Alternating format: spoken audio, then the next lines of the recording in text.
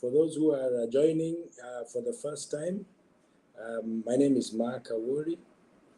I'm a children's heart surgeon, and I like to talk about the kingdom of God. Welcome. So good morning, good afternoon, good evening, and like I said last time, I know it must be night somewhere, but I won't say good night because you might be tempted to go to sleep.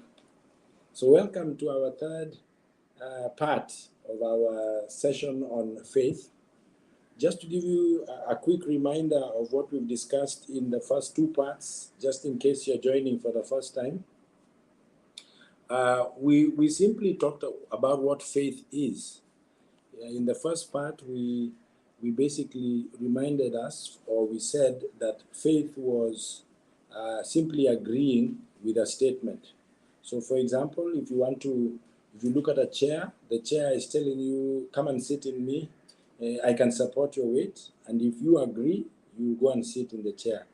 If you agree, that means if you have faith in that chair, you go and sit in the chair. So faith is simply having the same opinion as a statement you've heard. It's agreeing with something said. That's what it is. It's accepting it. It's really a very simple definition. Now, we said that faith doesn't operate in isolation. You have to link your faith with your assignment on life. So in the first part, we clarified what your gift is, what your purpose is, and what your assignment was. And we said, look, faith really only operates well, or shall I say, the laws governing faith operate when you've identified your assignment that God has given you. And we've all been given an assignment. Whether you choose to agree with it or not is entirely up to you. It's a gift from God to you. It involves you doing physical things on this planet. And those things that you do, the target is to solve a problem for somebody else. Sometimes it's very obvious, like for me, who's a heart surgeon, the problem is very obvious. You've got a problem with your physical heart and we fix it.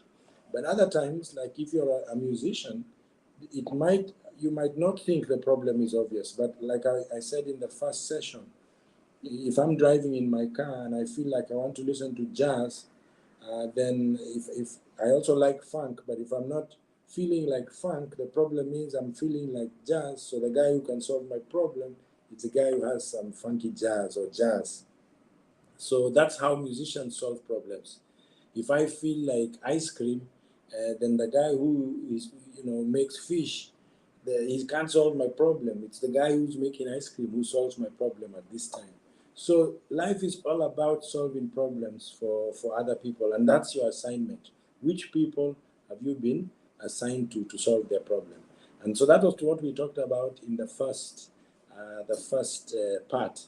In the second part, I gave a couple of stories about how your assignment is where the faith operates.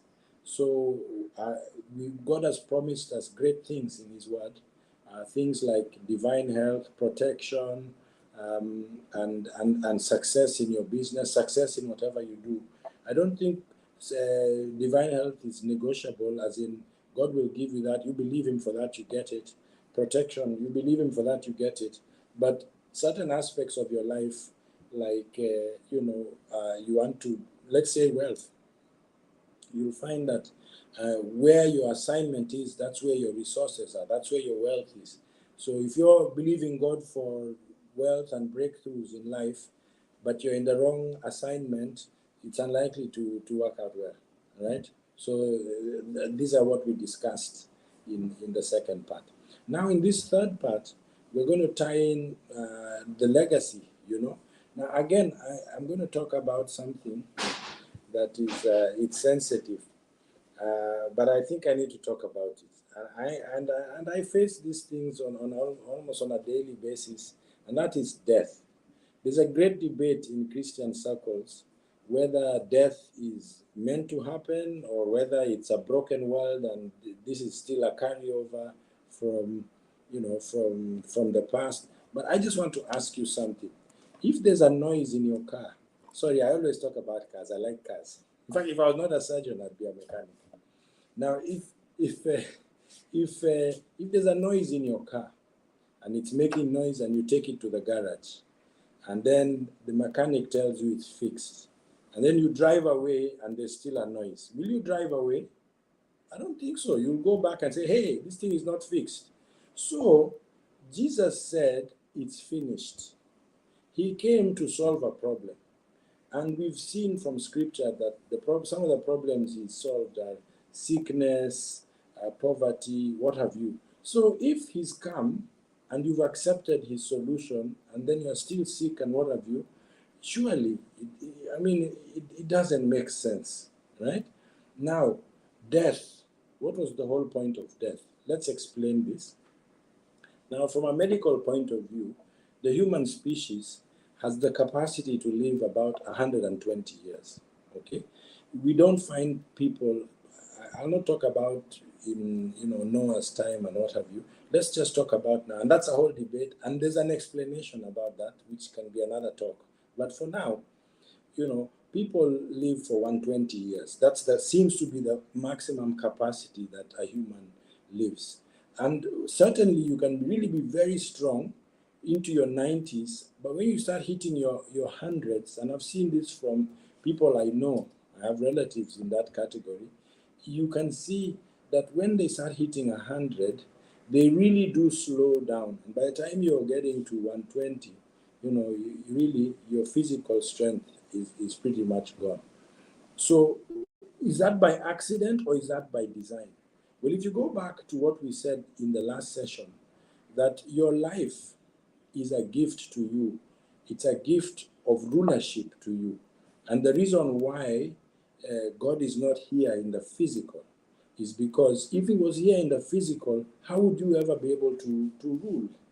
All right? Because a king is one. A queen is one. You don't have two queens ruling the same kingdom at the same time, because by definition, being king or being queen, you can only be one. So that's why God created the physical realm, and intentionally, he said he's not going to be here. He's not going to operate from here. This is not his main operation. He sends himself in form of the Holy Spirit to guide the rulers, that's us, but he's the helper. As somebody said, if you're helping me carrying a table, who's doing the carrying? It's me. You're just helping me, right? So when the helper is here, we are the rulers over here, and the helper helps us. It was very intentional that this physical realm that's bounded by time and space is where God is not in physical manifestation, so that we can rule. Now, if we lived on this planet forever in the physical realm, when would my son ever have a time to rule? I mean, when I go into my dad died several years ago, over 30, almost 40 years ago. But I remember when I would go into the presence of my dad, or right now in the presence of my seniors, men, even if I am a professor, which I'm not, but even if I am a surgeon, suddenly when I'm in my uncle's presence, I feel like a boy again. I show the respect. It doesn't matter my great achievements out there. Suddenly, there is a ruler around. He's my uncle, he's my mentor. It could be your boss, because that's the way God designed it, that we respect our seniors, we respect our elders. So if these guys never left, you'd never have a chance to rule. And yet, that's the whole point of being here. Ruling is not for the sake of ruling. Remember what I said. Ruling is controlling resources for the benefit of somebody else. That's why the Bible says we should love our neighbors. The whole idea is this gift you have, this power that God has given you to solve somebody else's problem. You're meant to garner all these resources to make life good for that person. And somebody else is doing that for you. When God blesses you with all the resources and your money is in the bank and you have real estate and whatever else, I mean, there are guys who are managing that for you. That's their gift, and they do it nicely while you are enjoying your life, right? So we are all solving each other's problems. So going back to this, if you never died, how will your son rule?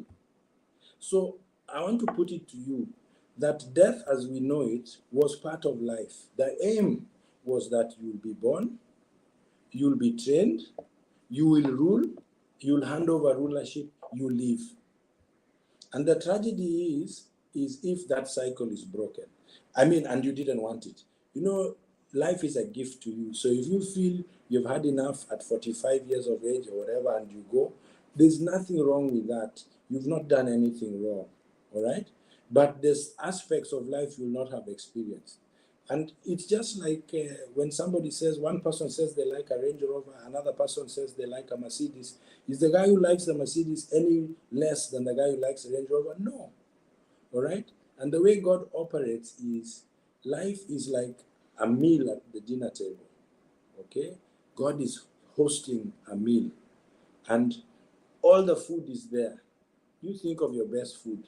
Now, as a good host, you're not interested in how many pieces of chicken one of your friends came and ate, and how many chapatis or pieces of whatever somebody ate. Your aim as the host is to see, are they satisfied? So the guy who had one piece of chicken and is satisfied, you're happy. If somebody needed 10 pieces of chicken to be satisfied, you're happy. You're not happy with the number of pieces of chicken. You're happy with the satisfaction. Same with life. If somebody is happy with 10 years, 20 years, whatever, God just wants to know, are you good? Are you happy? Now, let's expand this.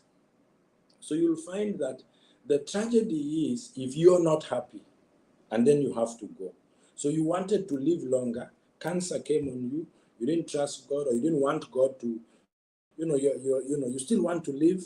You go to the doctors, we do our best, we can't help you. We tell you about God and you say, I know, I don't think healing is for now, and then you die, but you still wanted to be here.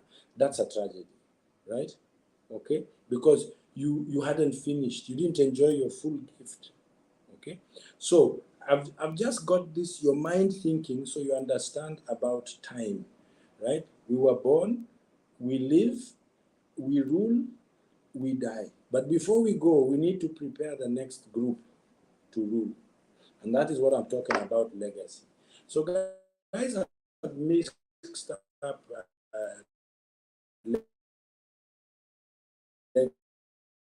legacy. People want to. Yeah, sorry, I hope you're still with me. There's a notorious, I say it notorious, I don't want to be negative. I won't mention the name because it's good to be wise, but I work at a certain hospital that bears the name of a prominent family. Now, that hospital, if you take a cursory look at it, you might say, I don't want to be treated in that hospital because there are numerous horror stories that come out of that hospital. But why there are those horror stories is simply because this hospital is overloaded. So with all these patients it treats, the quality of service it gives sometimes is not ideal. But for the most part, the hospital saves a lot of lives. All right? Now, here's where I'm going.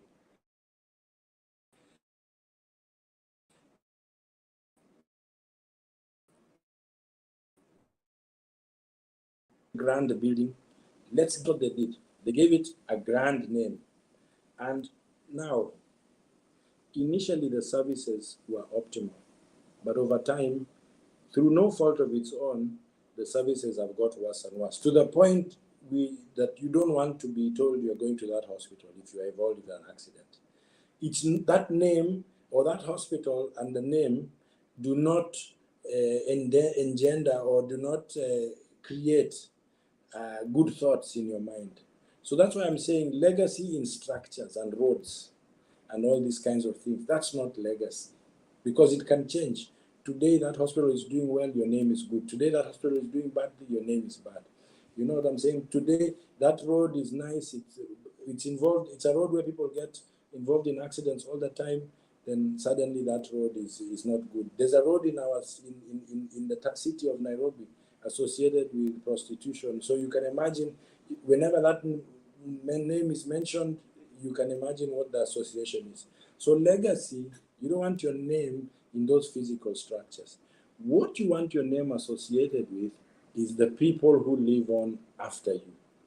They live on after you. Now, going back to the story we had earlier in part 2, I was all set to go to the UK.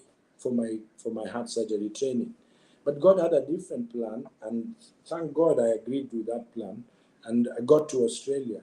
Now, as things would, or as life would be, I finished in Australia, went to New Zealand, finished my heart surgery training, came back to Kenya, and together with some colleagues, we started the heart surgery training program in the country. So just like my late father, when he was training, there was no medical school in this country. He had to go to Makerere. Now, when he came back, plus the team of doctors around, they started a medical school, which I went to. So I didn't have to go abroad to go to medical school. Not only that, but his group, they started a general surgical training program. So whereas he had to go out to the UK to train, I didn't have to, right? I did my general surgical training here. Now, when I came back with my colleagues here, we started the heart surgery training program. Now we have colleagues who don't have to go out of the country to be heart surgeons. And I'm working with them now. And without their help, the things we are now achieving would not be possible, because you can do a lot more with a team. And that's where I'm going. Legacy is about your team and the culture you leave for the future. All right? So invest in people. That's what I'm talking about. Now, you can do a lot more with a team. Now, when we started the cardiac surgery program, training program here, when you're to moderate and ensure quality of your training, you have what we call external examiners. These are guys who come from other training institutions, watch what you're doing, watch how you examine your trainees, look at the training program. And as life would have it, my Australian supervisor, the gentleman who said, the job is yours, he was the first external examiner for our cardiothoracic training program at the University of Nairobi. And he is professor of surgery, he's the chair of the department at the University of Sydney. So when we started this training program over 10 years ago, he was the first external examiner and was satisfied with the quality of our training. So you can see how that relation builds up. And as we speak, he's one of the supervisors on my PhD that I'm working on at the moment. So what I'm trying to tell you is, when God lines up an assignment for you, he knows, he can see right into the future of what is possible. Perhaps when he looked down the future, the road of going to the UK, he saw nobody who could be an external examiner here locally. He saw nobody who was willing maybe to supervise my PhD and the like. I'm just giving you a sense of how God thinks. Or he can see the future and he can see the past. So that's why you follow his route. So now we started the heart surgery training program, and we now have surgeons who are totally trained here in Kenya, and they're working and solving people's problems, not just in Nairobi, but in other parts of the country.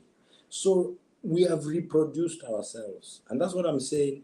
Your legacy is, how do you reproduce yourself? This is the key thing. A lot of the time, we're afraid to reproduce yourself. Now, I want to tell you something which it's there.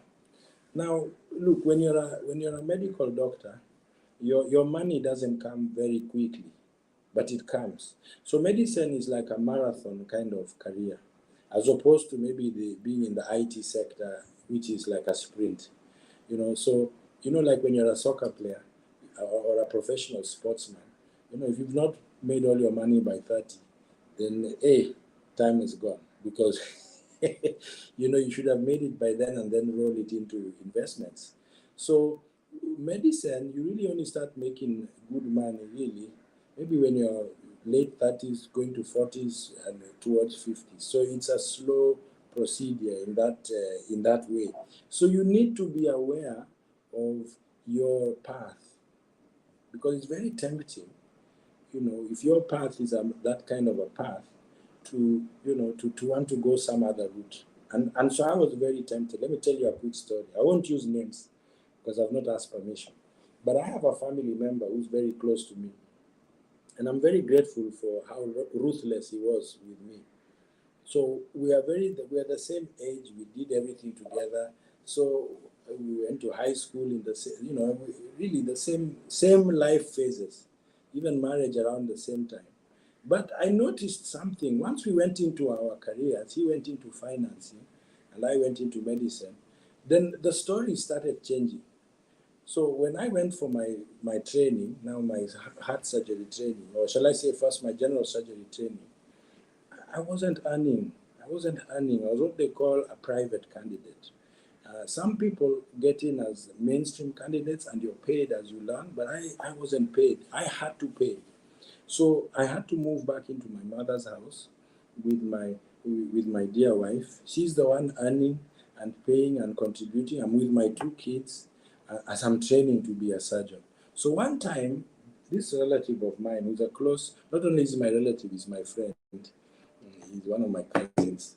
He says, in a good faith, Mark, come, I want to show you the new house I've bought. Now you remember where I was. I was in my own mother's house with my wife and my kids. And it's my wife who is supporting me. For the men around, I think you hear what I'm saying. But I know it goes both ways, even the women. I'm just being naughty. So anyway, so now he takes me to his house. First of all, when I'm going to the hospital on call, I have to take public means because I don't have my own car. But here I am going into my cousin's car, and it's a BMW, right?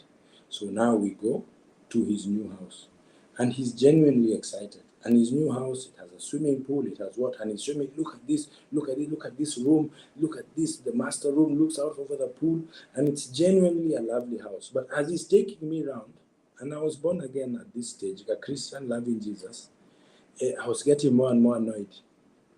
The anger was just rising. I was getting more and more quiet, but I was seething with anger. So eventually we got back home, and he was staying next door to us. He was staying in the guest wing at his parents' place, but it was in the guest wing as he was preparing to move to his new place. So when we now got out the car and he asked me, "Hey Mark, what do you think? What do you think?" I couldn't hold my anger anymore. I just shouted, "What is this? What? I'm a doctor. I'm looking after people's lives, and I can't even afford a house. You're in the banking industry, and blah blah blah. And look at that. It's not fair." And I threw my hands in the sky. And yes, Jesus, he was my Lord then, and he's still my Lord. And off I went. I couldn't answer him, but I was so angry. Now, when I cooled down, I went back to him. And you know what he said? I asked, he said, "Mark, that thing you said yesterday, I've been thinking about it, but this is what I think." He says, "You were a doctor, so you chose this, you deal with it." Now, initially, I thought that was a pretty harsh kind of statement. But you know what? It's one of the best statements he ever told me, or has ever said to me. He said, "Look, this is your reality on the ground. You deal with it. Deal with it." So I did. I started reading up about, finances, how you deal with finances, business, things which doctors don't talk about or think about. We think about patients. I educated myself on these matters. And now I'm forever grateful for that statement. All right? It was so important. But here's where I'm going with this story. Those years ago, I was complaining. This, my cousin eventually rose to be CEO of prominent banks and has moved even on to bigger fields work. But he told me not long ago, he said, "Mark, you guys, you doctors, you're very lucky. You're very lucky. You keep earning and you never stop finishing earning. You just keep going. Me, if I've not reached my peak, by the time I'm 50, I'm finished." Right?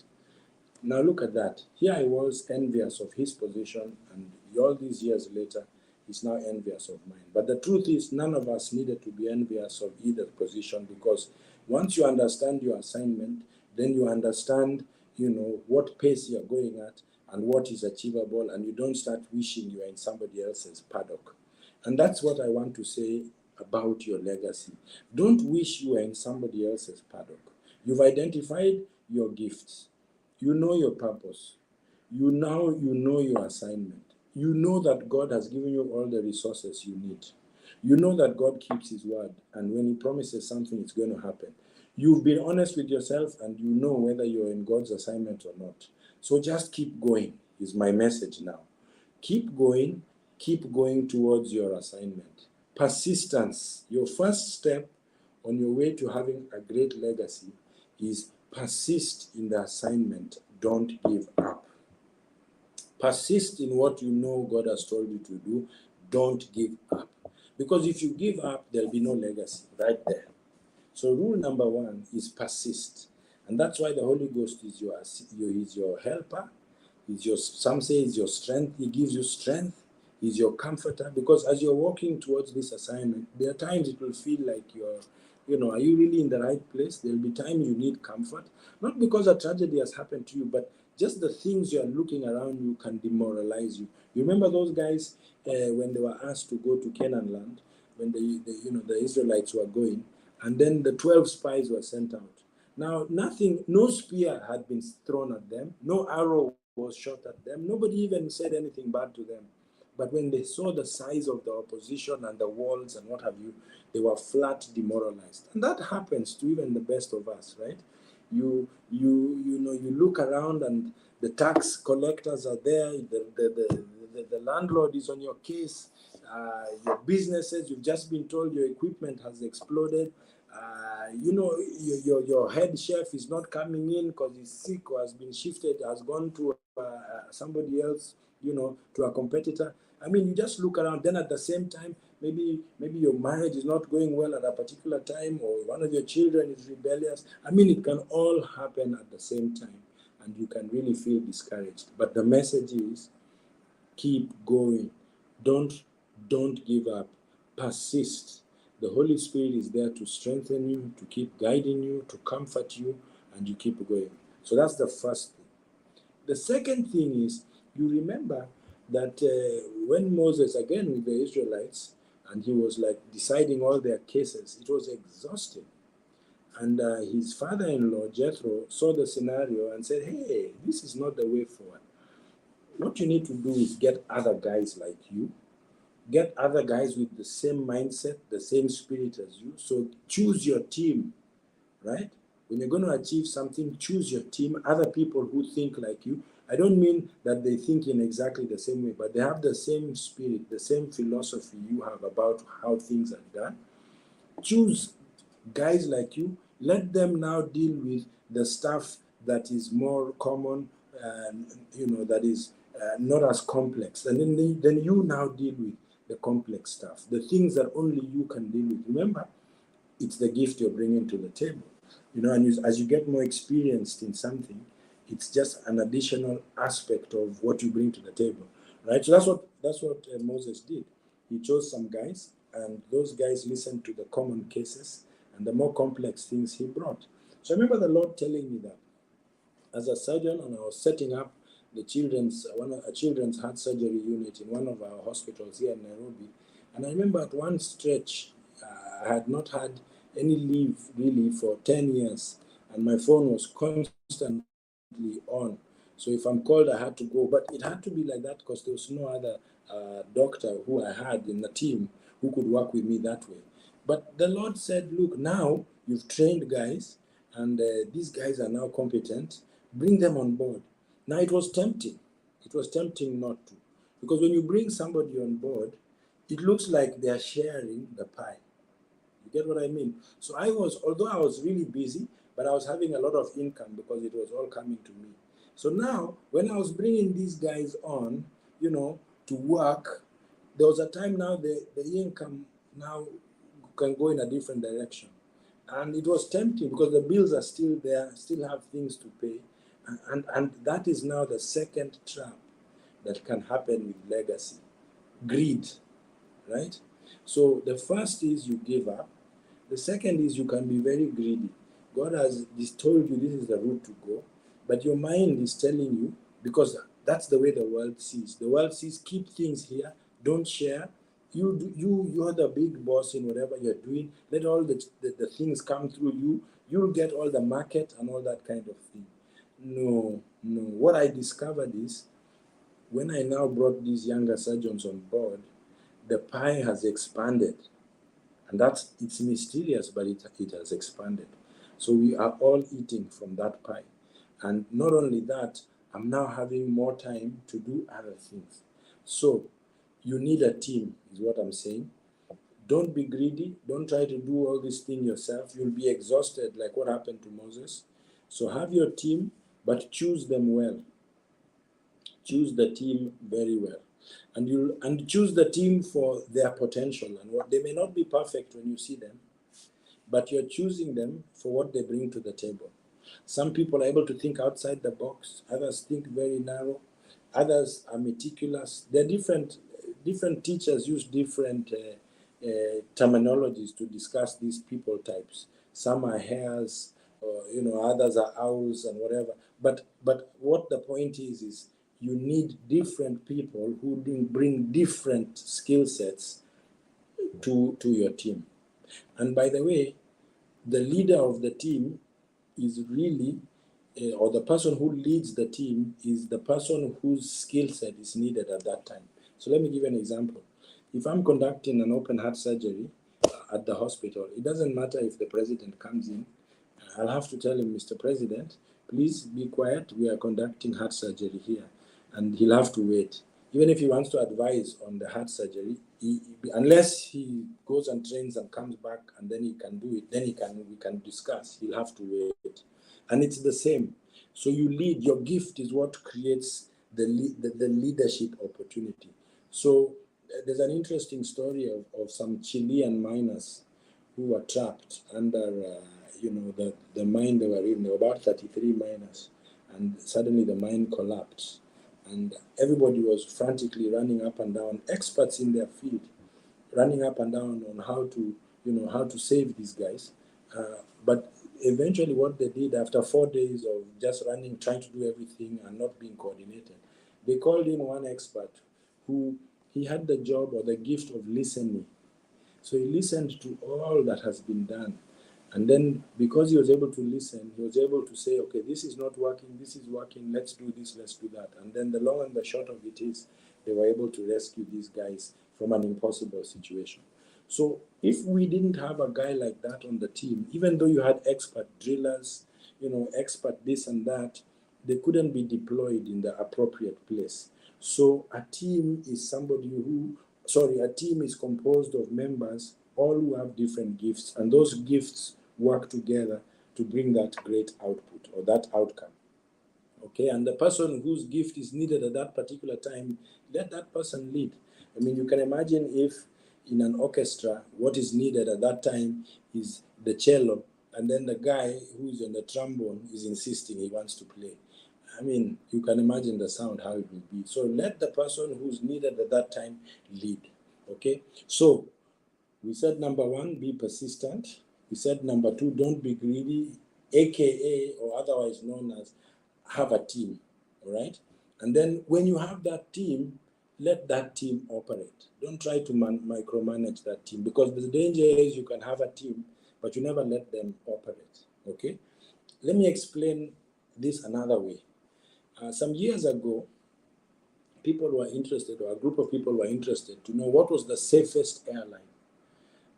And then, this is some years ago, they discovered that the safest airline was Qantas, the Australian airline. In that same study, they found that at that time, the airline that was really most unsafe, I think it was a South Korean airline.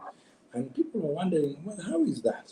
How is that? I mean, most of these mobile phones and everything you're using, I mean, coming from there, how can the airline not be safe? When they looked at what was happening on the ground, it all came down to the team being allowed to function.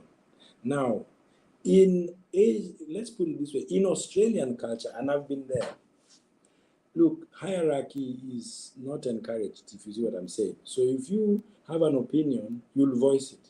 So even if maybe you're operating with your senior professor and you see he's doing the wrong thing, say, hey. In fact, in Kenya, we'll call, hey, prof. If you're very courageous, you say, hey, professor, please, you might be doing the wrong thing. Notice you called him professor.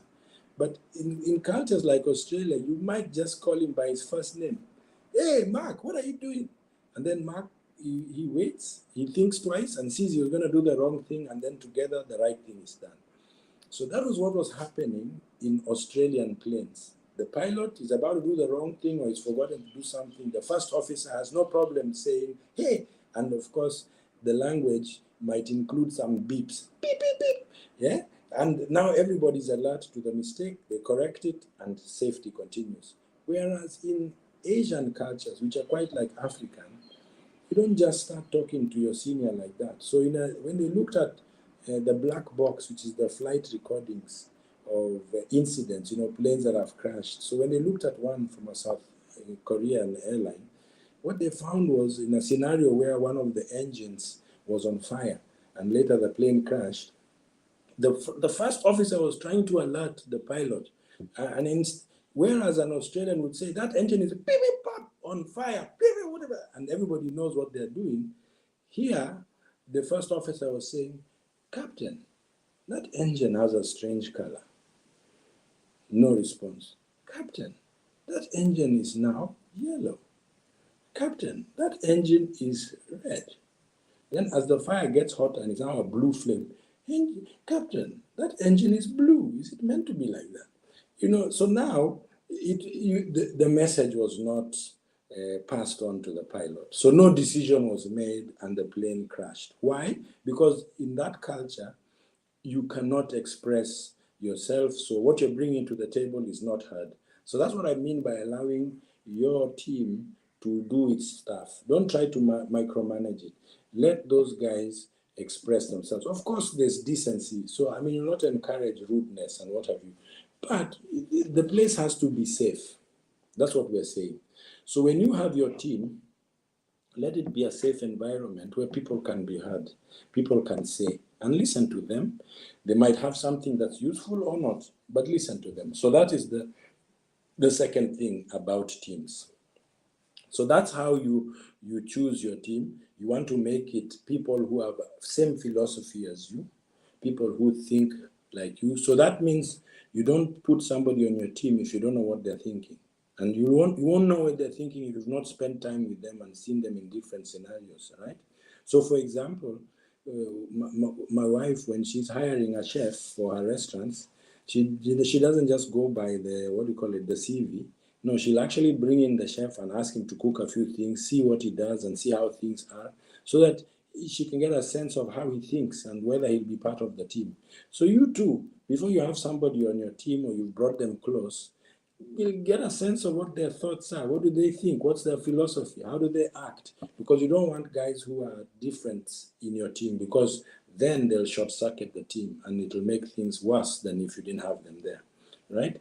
So now, once you have the right guys on their team and you're letting them do what they're meant to do, because that's really, really important, then the next thing about that team is, even before you're letting them come on let me put it this way.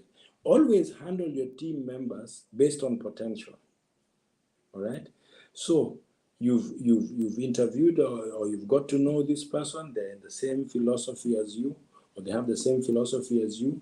You think that they've got the right skills that you need on the team, and now they're on the team, you brought them on, but then something goes wrong. Like they drop the ball. When you used to play rugby, we'd say you drop the ball when it's passed to you and you should have picked it and what have you. So they drop the ball, so things don't go well. So it's tempting to seriously reprimand them or to think this person is not fit for the team. But always temper your decisions based on potential. What's the potential that these team members have? Do they still have the potential to deliver what you thought they can? And if they do, then you keep them on the team. So you need to be patient. All right? So that is something very important about the team. Okay, so we've said be persistent, have the team. Now the next thing I'm going to say, which is number 3, this is particularly important if you're part of a team, right? So you're now part of somebody else's team, which we're all part of people's teams. So this is more important for, it's for both, but I want to bring it from the point of view as you're part of somebody's team. Now it's very, very tempting if you're good at something and you know what your gift is, you know your assignment, I'll tell you, it's very tempting to wish that the current king can get out of the way and make space for you. And we just have to be real. You really would want to get an opportunity to shine. And I don't think there's anything wrong with wanting to shine, but there's a way and there's a time. So when you're dealing with your mentor, because usually when you're part of a team, chances are you'll be part of your mentor's team before you're released to create your own team. Then wait for the opportunity. Don't try to make the opportunity happen. Now let me give you a story about me trying to make an opportunity happen. So when I had come back from my training as a children's heart surgeon, I thought, wow, I'm well trained. I'm just being honest. I thought I'm well trained. Really, I can really help this scenario. I can help the situation here.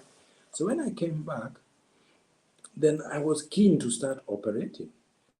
But I noticed each time, and the way we do things in theater is when you're a surgeon, you decide what you're going to do, the operation you're going to do, and on the patient you're going to do it.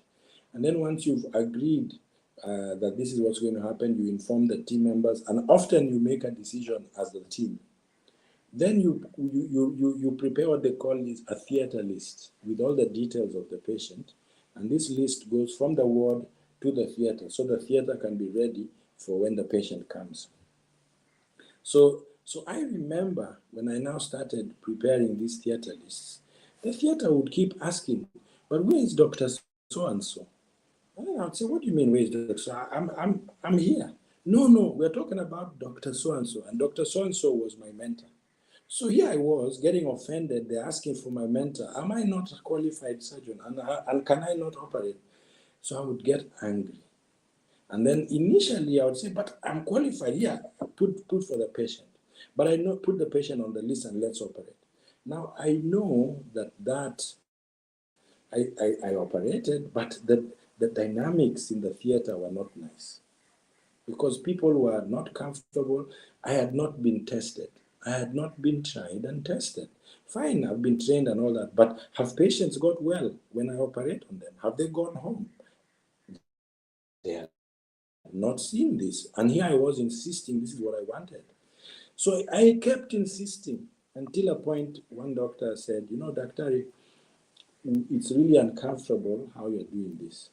We would like it if the other doctor is here as well. So I had no choice but to bring the other doctor. And guess what? The minute I brought the other doctor, most of the time he was not even operating. In fact, what they wanted was just to know, is that doctor aware that you're operating? And when we did that, things went very smoothly. Then after a short time, they were no longer asking about the other doctor. Why? Because I had earned the trust. I had earned the place. So that's what's going to have to happen. You're going to earn your place in the team, whether it's as a team member or as a leader. Give it time. If you are a team member who is under a mentor, don't force the opportunity to shine. Emerge. The word that I like in this scenario is kings and queens emerge. You don't try to force the situation where you'll be the king or the queen. You emerge. It's a natural thing. Just like Prince Charles had to wait for the queen to die. I'm not saying you're waiting for your mentor to die. No. I'm just saying you wait for the opportunity where you will naturally emerge as the king or the queen you are. You don't have to engineer it, sorry. You don't have to engineer it. You don't have to do all these political gymnastics to get to that place. Okay? So those are the three things that we've really talked about so far. You have to be persistent, have a team, okay? And then when you are part of the team, then, let yourself emerge. Don't insist. All right. Then the last thing I'll say about the teams, right, is that, or that I'll say about this concept of your legacy, is that we've talked about allowing yourself to emerge. All right. So then the last thing I'll say about it is, please, these teams, They are meant to continue into the future. So you will decide, you will not retire, is what we've said, but your role changes. Okay? So whereas you used to be on the pitch playing and running around, now you might be at a stage where you're the manager of the team. So it's the same. You will not disappear from the team, because the reality is, in all honesty, the day you disappear, it will not be long before you die and go away. Because that's how God designed things. Okay? So always ask yourself, this next phase that I'm going to, how am I continuing to deliver on solving the problems for that particular subset of people? When I was in New Zealand training for the children's heart surgery, one of the very senior doctors, he was no longer operating. But every time we had on Monday mornings, we had the meeting. We call it a multidisciplinary meeting, where you meet as all the different members of the team, the surgeons, the anesthetists, those are people who put you to sleep, cardiologists, the people who diagnose, but also can do some different types of intervention to solve your problem. The whole team, even the radiologists, and we'd sit and discuss the patient. And there was the head of the unit, who was the current queen. She was the queen ruling. But in the back, seated in the corner, was an old man who used to be king. He no longer operated, he was a surgeon, but he would come for the meetings every Monday, and he would sit in the corner. And he wouldn't say anything. But everybody knew he was there. Of course, he'd greet people socially. Hey, how are you doing in the beginning? And then when they're leaving, hey, hi, you okay? Whatever. But during the meeting, he'd say nothing. There was one case that was extremely difficult. We didn't know what to do. The current queen was at a loss. What do we do? Then all eyes looked at the old man. And the old man said, if I were you, I would do this, this, and this. And that's what was done. And it was well for the patient. Are you seeing what we are talking about? Another scenario here in Kenya. I had a senior colleague. He was a colleague of mine from my father's time. He's now deceased. Again, he had gone into healthcare, the public health side of healthcare, but he was a surgeon, and he had been in Switzerland and what have you. So he had been out of the operating theater for a while. When he came back, of course, he hadn't been in theater for a while, and his age, he was going to, he was not old by a surgeon's standard, he was maybe 65. But he was no longer operating. But every ward round, he was there. And the way he carried himself with his coat and his personality, it set the tone. He was punctual. He was on time. So just by being there, he was still contributing to the well-being of patients. So what I'm saying is, even though you've decided this is my assignment, you've got your team, and you're allowing everybody to do things that they are bringing to the table, and with time, you will no longer be able to do things in a certain way. Don't leave the game, is what, is what I'm saying. Now, it's tempting to stay. It's very tempting to stay. And we see a lot of our leaders on our African continent maybe staying too long.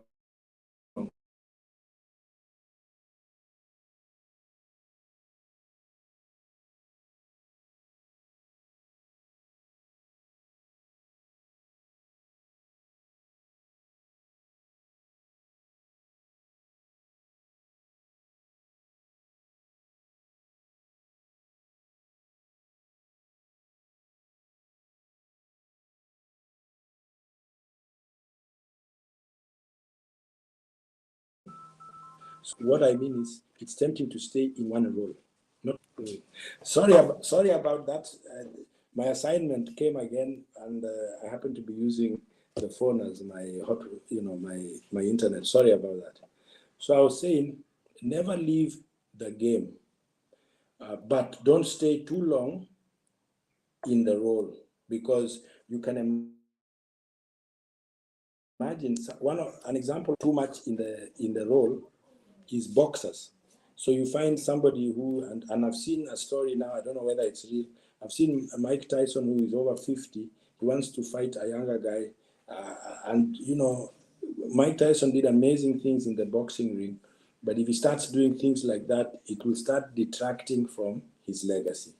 All right? So let's just sum it up all together. Your role, or let me put it this way. Once you've decided what your assignment is, of course, with interacting with God, you can't do it alone. You need a team to do it, right? You will do this till the day you die in one form or another. If you want, I mean, you can decide you don't want it. It's up to you. It's not by force. But that's the way you go. But if you stay too long in a particular place, you will not bring you, instead of helping that subset of people you've been assigned to, you will start hindering and make things worse for various reasons. So you need to think your life through. You need to think, what is my assignment? You need to know that God has supplied everything you need to complete your assignment. And then you need to leave a legacy. And the legacy really is, when you're gone, can this assignment continue? Can these problems continue to be solved? Really, that's what it is. So if you've put things in place so that these problems for this subset of people can continue to be solved, then you've left a legacy. So you're leaving a legacy in people. That's really the point. All right? And remember, the reason we've been given this life is to be a blessing to others. It's genius. God has given you a gift of a wonderful life. It's a glorious life with so many nice things. And at the heart of that life, when you really do it to the best of your ability, you'll be making life awesome for other people. I mean, God, you're awesome. So I think that's what I wanted to share about faith. Faith has to be connected to assignment, and the end game is legacy. Now, if you'd like to know more about this, I've written a book called I Am the Meaning of Life, and it's available on Amazon. Ideally, I think it's only as a hard copy, but you can get that. We talk more about it with the scriptures and what have you, because the things I've asked you to do are not something you just decide the answers overnight. You ask yourself hard questions, right from the stories you'll tell all the way to the legacy you want to leave. So that book is a helpful asset. So I hope these sessions have been helpful to you. We need you. We need you to get into your assignment, because we need it. This planet needs you. And there's resources that are there. No matter how impossible it looks, those resources are there, and you'll be able to have the wonderful life that God has planned for you. Remember, Jesus said, I came, that's John 10:10, so that you might have life and have it to the full. And I want to encourage you, go for that full life. So bye for now, and enjoy the rest of the week.